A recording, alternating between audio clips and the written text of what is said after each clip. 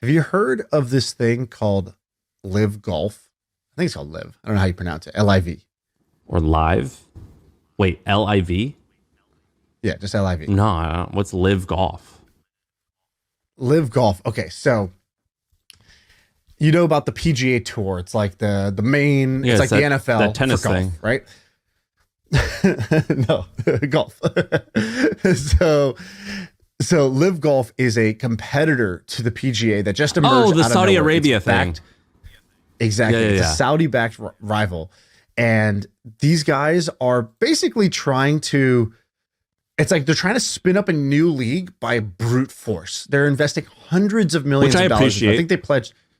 Yeah, me too. Big swing. So this is not. Yeah. This is the opposite of SPS, right? Yeah. So this is BDE. Yeah. So basically they put the Saudi Public Investment Fund put in. They pledged $400 million to start the league. I think they've even committed more than that now. I thought they offered And Tiger Woods like 500 million or something crazy. News came out. Yeah, they offered him $800 million, and he said no, which is like just kind of an insane thing. So, but they have signed other huge stars. So Phil Mickelson, Dustin Johnson, this guy, Brooks Koepka or whatever, who recently won he won like 4 majors or whatever. Cameron Smith, who's like this young star, he signed $100 million deal. Dustin Johnson, $125 million deal. Phil Mickelson, $200 million deal. They offered Tiger and didn't get him yet. But and Phil can only be amazing? it can only be on Live and not PGA. Exactly. So it's a competitive thing. So PGA is like, there's like, I don't know, 60 events a year or whatever. And then there's like 4 majors. What these guys are doing is like, there's 8 events and they all matter. They're going for more of like the NFL model versus baseball, right? Baseball has almost 200 games a year, and they don't really matter, but there's sort of always something on. Whereas the NFL is like, there's like 17 Sundays or 18 Sundays, and like each one is going to matter. So that's what these guys are trying to do with the golf model. And to like put this into context, Tiger Woods has earned $121 million in all of his PGA winnings, like over time. Obviously he makes more through sponsors and other sort of like paid events and things like that. But just from the PGA, his lifetime, I think earnings are 121 million. So Liv is coming out strong and basically giving these guys like Tiger Woods lifetime money as a guaranteed contract, instead of the way the PGA works is it's like, there's a prize pool for every tournament. There's 9 million for every tournament. The winner gets 3. Everybody else gets like a piece depending on how you finished. And they just do that over and over and over again. And so they do 48 events a year. And so Liv comes in and they basically are giving guaranteed money away instead of saying you have to win in order to be there. And so PGA makes like $1.5 billion. Yeah, I'm looking it up right now. In revenue. 1.5, a little bit over 1.5. And 85% of that is like their tournaments and the media rights and ads and all that stuff that comes from that. They have like a 9-year they're in year 1 of a 9-year contract. And then Mr. Steal Your Girl comes in and is starting to just take these stars away and basically is trying to compete with them. They also have like prize money as well. And so they need they would need to generate like $1 billion as well to sort of like have like a similar economics. But what's the play here? Do like Middle Easterns watch a lot of golf? Is that the shtick? Is like this? No, I don't know if that's why. Like maybe there's like that weird thing where like Russia really loves like women's basketball. I don't know if you know this. No. But like if you're a great women's basketball player, you play college in the United States, then you try to make it to the WNBA. And the WNBA pays you basically nothing. Like, you'll make like 70, 80K a year. Yeah, like a shoe salesman salary. And then you'll get like 300, 400K for playing the off season in Russia. Yeah. And everyone's Wow. like, why does Russia care this much about women's basketball? Like nobody asks questions. And like, yeah, it's a little bit, whatever. I don't know exactly what's going on there, but that's like, they disproportionately like that sport. And so maybe there is something in Saudi Arabia for this.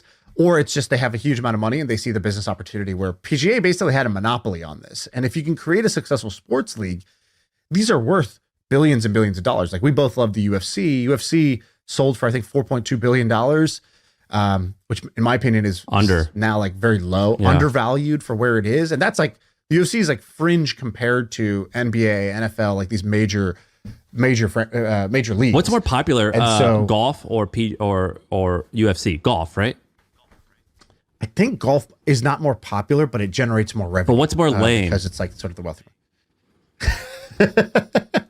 Who beats up who? A golfer with their club or a UFC fighter with his hands? Dude, I fucking hate golf.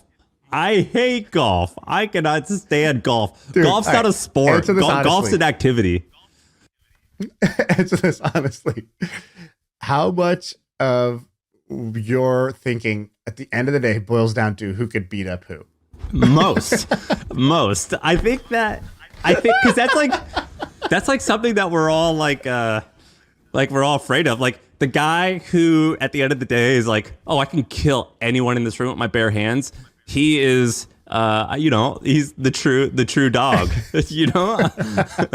He has nothing to fear.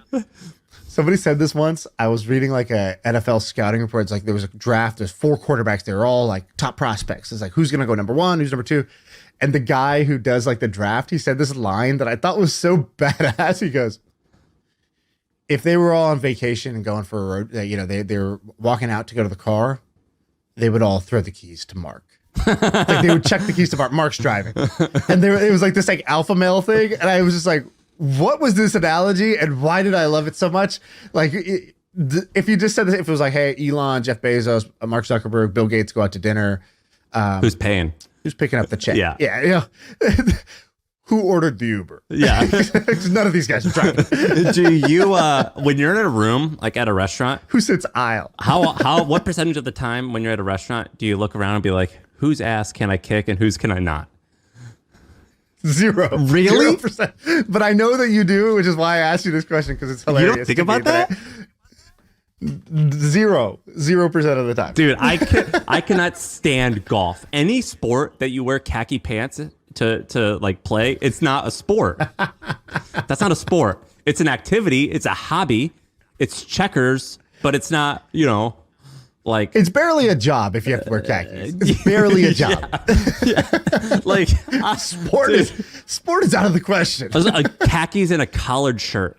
That's not a sport. Like you don't sweat. It's an activity. It's a hobby. This is amazing though. I don't like, let's get rid of the Saudi Arabia thing. I think it's pretty cool. But if you're Phil Mickelson and you have fuck you money hardcore, and Saudi Arabia, who has, a lot of human rights issues, offers you this, what do? Do you take it or not? So you double your net worth probably if you're him. So I think you can't take it alone in a vacuum, because you're not trying to go sit on an island doing nothing by yourself and like lose all your relevance. You lose your future earnings if you do that. But what I do is I say to them, look, I'm in if you can go get 40% of this list to join. And you could tell them that Phil's in if you're in.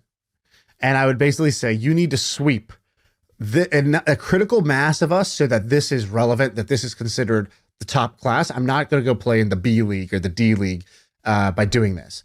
And I would tell them that. And I would say, I'll do it. You're going to have to cut the fattest check of your life. And you got to go get 40% of this list. So there's a price that you would take for sure. Oh, of course. If somebody said, hey, you got to go do this podcast on Android. And I'd be like, is there a podcast player on Google? And they'd be like, yeah. We're putting a lot of investment into it. I'd be like, all right, I'll do that. I'll take this podcast to SoundCloud. I'll take it to the Google Play Store. But I'm going to need to see $7.5 million. That's what I would say about this podcast. I would move this podcast for $7.5 million. That is my price. There's a price to pay to be a whore. I'm down.